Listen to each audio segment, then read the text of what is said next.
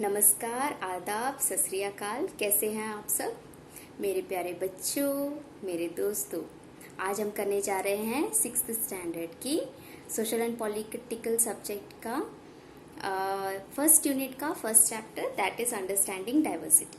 ठीक है। अच्छा, डाइवर्सिटी का मतलब क्या है? डाइवर्सिटी को अगर हम लोग इंग्लिश टू हिंदी डिक्शनरी में देखेंगे तो उसका मीनिंग आता है अनेकता, विविधता। तो विविधता हमें कहाँ दिखती है? हमारे आसपास हर जगह दिखती है। हमारे स्कूल में फ्रेंड्स हैं, हम अलग हैं। हमारा रिलीजन अलग है, हमारी भाषाएं अलग है, हमारे स्किल्स अलग हैं, हम दिखने में अलग हैं। हम सब अलग हैं, हम सब अलग हैं, हम सब यूनिक है। ठीक है। लेकिन फिर भी हम सब यूनाइटेड हैं। ठीक है। यूनिटी इन डाइवर्सिटी, ये फ्रेज आपको याद रखना है। अब ये जो डाइवर्सिटी है, ये हमारी लाइफ में ज़्यादा फन लाती है या हमारी लाइफ बोरिंग बनाती है? सोचिए। मुझे तो लगता है फन लाती है।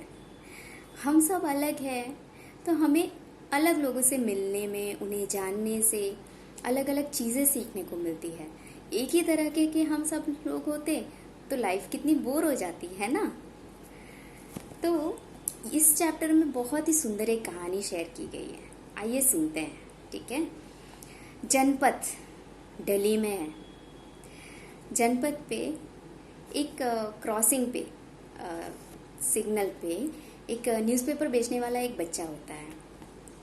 वो न्यूज़पेपर बेच रहा है, वहाँ पे दूसरा एक बच्चा आके खड़ा होता है। वो बच्चा उस न्यूज़पेपर बेचने वाले बच्चे से हिंदी में न्यूज़पेपर मांगता है। न्यूज़पेपर बेचने वाला बच्चा हैरान हो जाता है। वो कहता है कि तुम्हें हिंदी आती है? तुम तो बड़े अंग्रेज दिखते हो। तो जो खरीद रहा होता है वो बोलता है, हाँ मुझे बिल्कुल हिंदी आती है, मुझे लिखनी पढ़नी बोलनी बिल्कुल आती है हिंदी, क्योंकि मेरे स्कूल में एक सब्जेक्ट है हिंदी का। न्यूज़पेपर बेचने वाला बच्चा सोचने लगता था, ये सब्जेक्ट क्या चीज़ है? जो बच्चा कभी स्कूल गया ही नहीं, तो उसे कैसे पता चलेगा सब्जेक्ट क्या चीज़ है, राइट? दूसरे दिन जब वो आता है तो वो अपने फैमिली के बारे में बताता है कि मैं जब इतना सा था तब से मैं ये काम कर रहा हूँ, मेरी मम्मी मेरठ में है। और वो पूछता है कि सब्जेक्ट का क्या मतलब है? तो वो बताता है सब्जेक्ट मतलब विषय। जो हम स्कूल में अलग अलग विषय पढ़ते हैं उसे इंग्लिश में सब्जेक्ट कहते हैं। उसे बड़ी खुशी होती है जान के। दूसरे दिन आता है, वो बोलता है मेरा नाम समीर है, तुम्हारा नाम क्या है? इत्तेफाक से न्यूज़पेपर खरीदने वाले का नाम भी समीर होता है, दोनों का नाम समीर होता है। तो न्यूज़पेपर बेचने वाला बोलता है कि ठीक है, तुम समीर 1 और मैं समीर 2। ठीक है। इसी खुशी पे वो समीर 1 बोलता है मिला लो हाथ। इस तरीके से धीरे धीरे उनकी दोस्ती हो रही होती है। अगले दिन जब वो समीर 1 आता है तो वो देखता है कि समीर 2 के चेहरे पे वो खुशी नहीं है। वो जानने की कोशिश करता है क्या हुआ। तो समीर 2 बोलता है कि मेरठ में राइट्स हो गए। राइट्स में, क्योंकि उसकी माँ मेरठ में है इसलिए वो चिंता में है। तो वो कुछ बोलने जा रहा होता है समीर 1, और समीर 2 बोलता है आई एम अ मुस्लिम समीर, मैं एक मुस्लिम समीर हूँ। और उसकी आंखें आंसुओं से भर जाती हैं। आप समझ रहे हैं ये ट्रैक कहाँ पे जा रहा है? हमारे इंडिया में मुस्लिम हिंदू के राइट्स होते हैं। ठीक है। तो ये एक विविधता है, लेकिन एक सैड बात भी है कि रिलीजन के नाम पे दंगे भी होते हैं हमारे इंडिया में। अगले दिन जब समीर 1 वहाँ पे आया, समीर 2 वहाँ पे नहीं मिला। उसके नेक्स्ट दिन भी नहीं मिला, उसके नेक्स्ट दिन भी नहीं मिला। अब ये 2 इंसानों की एक छोटी सी शॉर्ट स्टोरी है, समीर 1 और समीर 2। ठीक है। दोनों में डिफरेंसेस हैं, काफ़ी सारे हैं। क्या क्या डिफरेंसेस सोचिए। समीर 1 स्कूल जाता है, समीर 2 न्यूज़पेपर बेचता है। समीर 1 मे बी रिच होगा या फिर मिडिल क्लास फैमिली से होगा, समीर 2 पुअर फैमिली से होगा। समीर 1 हिंदू है, समीर 2 मुस्लिम है। तो ये डिफरेंस है दोनों में। ठीक है।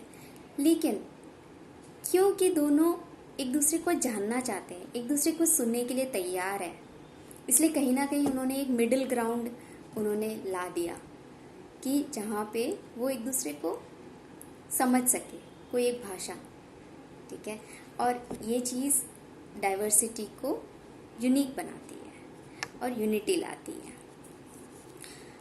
अब ये एक फेस हुआ, एक कॉन्सेप्ट है, नया कॉन्सेप्ट है जो कि है इनइक्वालिटी, ठीक है, भेदभाव। तो मेजरली दो तरीके के भेदभाव होते हैं, rich poor and caste system. अब रिच पुअर का तो आप समझ सकते हैं, हमारे आसपास हमें बहुत सारे गरीब दिखते हैं, फुटपाथ पे सोने वाले लोग दिखते हैं। अब लॉकडाउन में हमने डेली वेज अर्नर्स को तकलीफ में देखा, हम सब ने देखा, राइट। आप सब न्यूज़ देखते हैं, हमें न्यूज़ देखना है। और दूसरा सिस्टम है कास्ट सिस्टम। कास्ट सिस्टम क्या है मैं आपको बताती हूँ। पहले लोग अपने काम के हिसाब से कास्ट में बटे हुए थे। जैसे अगर कोई कुम्हार है, कोई घड़ा बना रहा है, तो वो कुम्हार कास्ट का है, ठीक है। अगर कोई राजा है तो वो राजा अलग है उसका, और सैनिक का अलग है।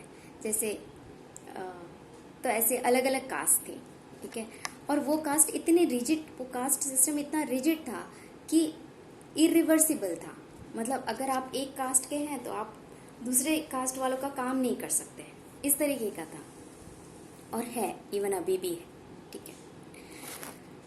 ये दो तरीके की इनइक्वालिटी है। अब हम पढ़ते हैं कि what does diversity add to our lifes. हमारी ज़िंदगी में डाइवर्सिटी ऐड क्या करती है।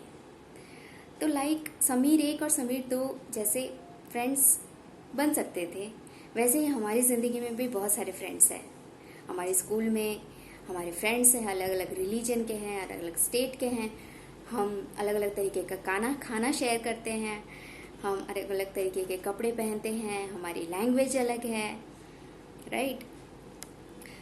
तो इस तरीके से डाइवर्सिटी हमारी ज़िंदगी में अलग रंग भर देती है, राइट।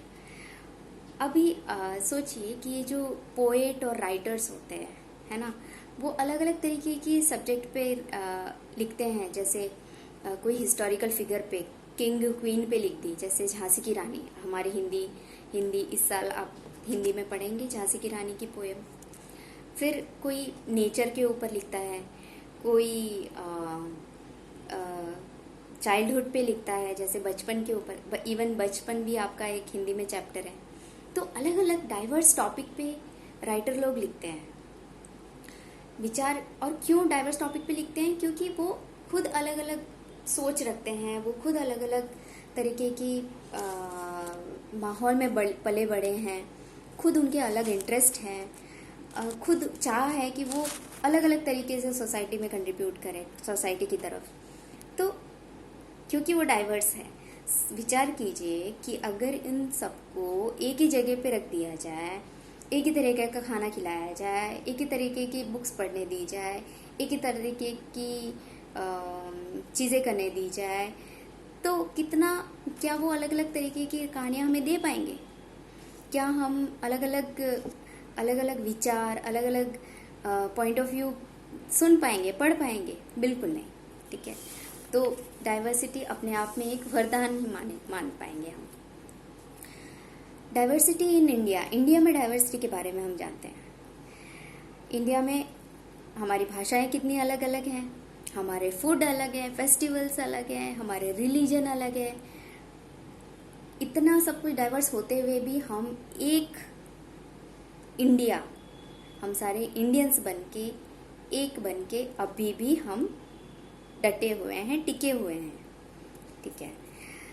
200 साल से पहले लोग एक जगह से दूसरी जगह पर चल के जाया करते थे, या फिर घोड़ों से ट्रैवल किया करते थे, बैलगाड़ी से, ज़्यादा से ज़्यादा शिप से, जहाज़ों पर।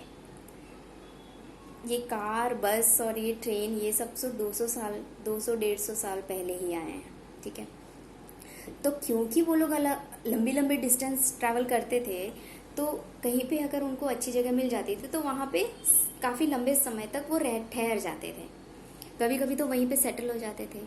अब जब वहाँ पे वो सेटल होते थे, वो अपना खुद का एक कल्चर लेके आए हैं, और वो जहाँ पे आए हैं, जहाँ पे सेट हुए हैं, उनका खुद का भी एक कल्चर है। तो इन दोनों के कल्चर का मिक्स हो जाता था और एक नया ही डाइवर्सिटी ले आता था उनके रहन सहन में।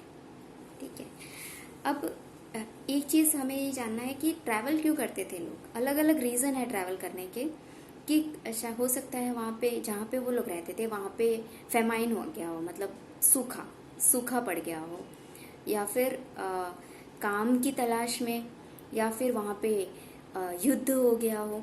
तो ऐसे सिचुएशन में लोग ज़्यादातर एक जगह से दूसरी जगह ट्रैवल करते हैं।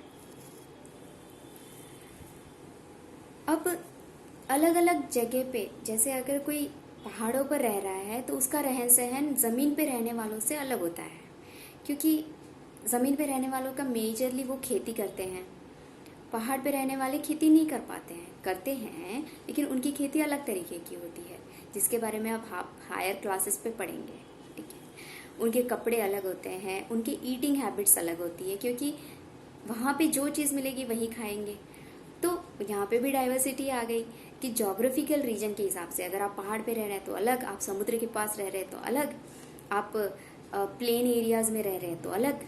ठीक है, दो फैक्टर्स हैं जो डाइवर्सिटी को इन्फ्लुएंस करते हैं। Two factors influence diversity of a region, एक रीजन की डाइवर्सिटी को इन्फ्लुएंस करते हैं। वो दो फैक्टर्स हैं, geographical factors and historical factors.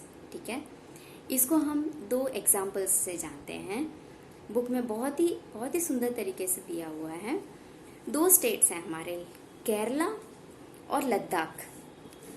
ठीक है, अब लद्दाख के बारे में पढ़ते हैं। लद्दाख एक कोल्ड डेजर्ट है, इंडिया का एक कोल्ड डेजर्ट है, and it is in Jammu and Kashmir. Okay, Ladakh आप याद करिए, अभी रिसेंटली हम देख रहे हैं चाइना हमारे ऊपर इन्फिल्ट्रेशन कर रहा है हमारे इंडिया के अंदर, और लद्दाख के एरियाज में ही है, राइट। तो लद्दाख एक कोल्ड डेजर्ट है, वहाँ पे एग्रीकल्चर नहीं होती है, ज़्यादातर समय पे वहाँ पे बर्फ़ बिछी होती है, तो वहाँ पे एग्रीकल्चर नहीं हो पाता है। ड्रिंकिंग वाटर के लिए भी वो मेल्टिंग स्नो से, जो बर्फ़ पिघल के आती है, उसके ऊपर डिपेंडेंट है समर के टाइम। ओके, वहाँ पे मेजरली काम किसका होता है, पश्मीना वूल्स का होता है। पश्मीना वूल्स वहाँ के स्पेशल गोट्स हैं जिनका वूल होता है, वहाँ उससे वो लोग शॉल बनाते हैं। वो शॉल बड़ी ही कीमती होती है, तो ये उनका वन ऑफ द ट्रेड्स है, उनका बिजनेस है। वहाँ पे ज़्यादातर मीट और मिल्क प्रोडक्ट्स खाए जाते हैं, जैसे चीज़, बटर एंड ऑल। ठीक है, वहाँ पे ट्रेड तिब्बत के साथ होता है, अलग अलग पासेस से। पासेस मतलब माउंटेन्स के बीच से जो रास्ते होते हैं एक छोर से दूसरे छोर, उसको पासेस बोलते हैं। ठीक है, वहाँ पे मेजर रिलीजन है बुद्धिज़्म, और बुद्धिज़्म लद्दाख से तिब्बत गया था। ठीक है, और लद्दाख को है ना लिटिल तिब्बत भी कहा जाता है। ठीक है, 400 साल पहले इस्लाम वहाँ पे आया लद्दाख में। ठीक है, वहाँ की एक तिब्बतन नेशनल एपिक है, एपिक मतलब एक स्टोरी है, जिसका नाम है केसर सागा। ठीक है, तो केसर सागा मुस्लिम और बुद्धिस्ट दोनों लोग इसको गाते हैं, तो ये एक यूनिक फीचर है। ठीक है, तो हमने लद्दाख के बारे में पढ़ा। अब पढ़ते हैं केरला के बारे में। केरला आप जानते ही हैं, साउथ वेस्ट कोस्टल स्टेट है। एक तरफ वो समुद्र से घिरा हुआ है, दूसरी तरफ हिल्स हैं। ठीक है, और वहाँ पे ज़्यादातर ह्यूमिड एटमॉस्फेयर रहता है, और वहाँ पे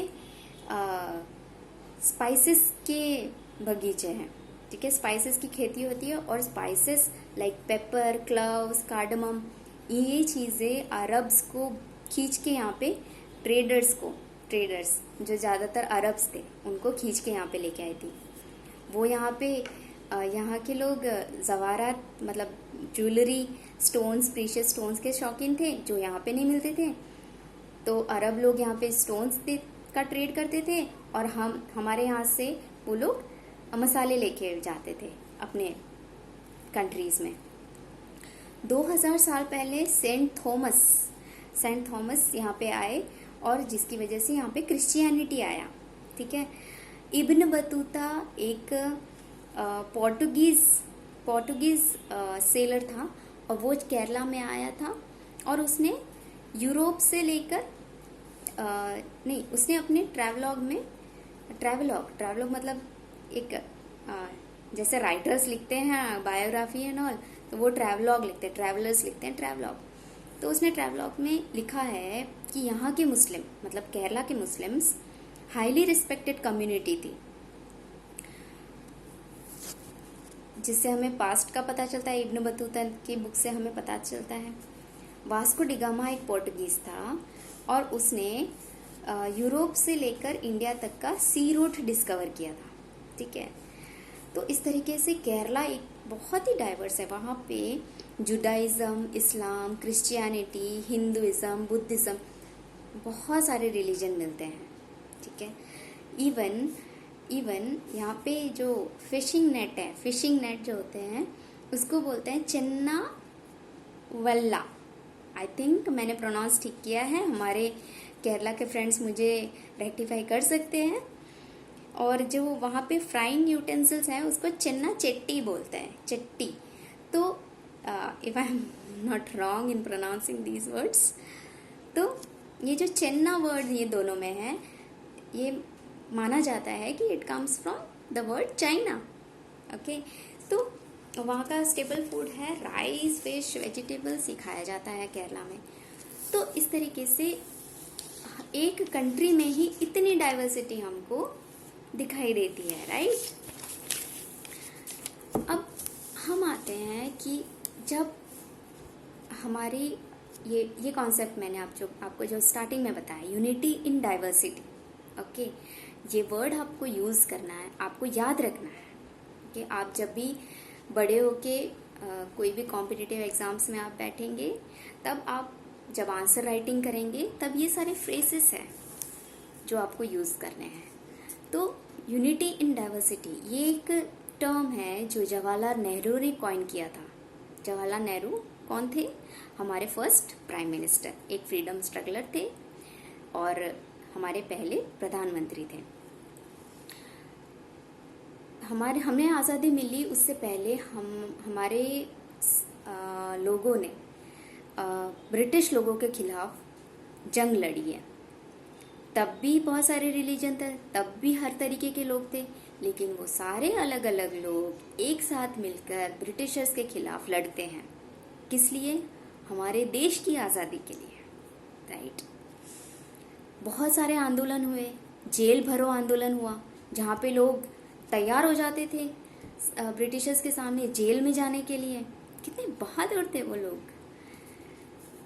फिर ब्रिटिशर्स ने एक कूटनीति अपनाई थी जिसे कहते हैं डिवाइड एंड रूल। ब्रिटिशर्स हमेशा ट्राई करते थे कि इनको है ना रिलीजन के आधार पे अपने डिवाइड कर सकते हैं। हिंदू मुस्लिम को आपस में लड़वा देते हैं, फिर हम दोनों पे राज करेंगे। कुछ हद तक वो सफल हुए भी, लेकिन हमारे इंडियंस ने हार नहीं मानी, उन्होंने समझदारी दिखाई, एकजुट बने रहे और महान महान नेताओं जैसे गांधी जी, सुभाष चंद्र बोस, जवाहरलाल नेहरू, सरदार वल्लभ भाई पटेल, इन महान नेताओं के लीडरशिप के नीचे एकजुट मिलके हमने अपने देश को ब्रिटिशर्स से आज़ाद करवाया।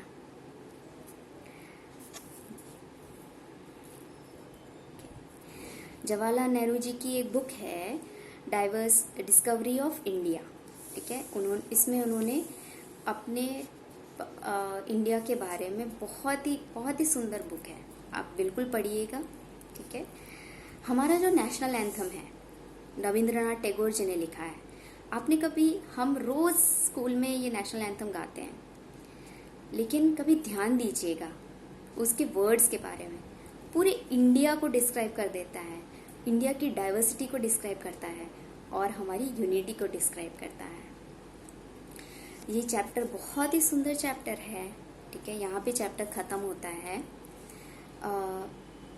आई होप कि बहुत ट्राई किया है मैंने कि आप सबको ये अच्छे से समझ में आए। अगर आपको ये मेरा एफर्ट पसंद आता है तो प्लीज़ मेरे चैनल को सब्सक्राइब कीजिए, मेरे वीडियो को लाइक कीजिए, साइड में एक बेल आइकन है, उसे क्लिक कीजिए। ठीक है, नमस्ते।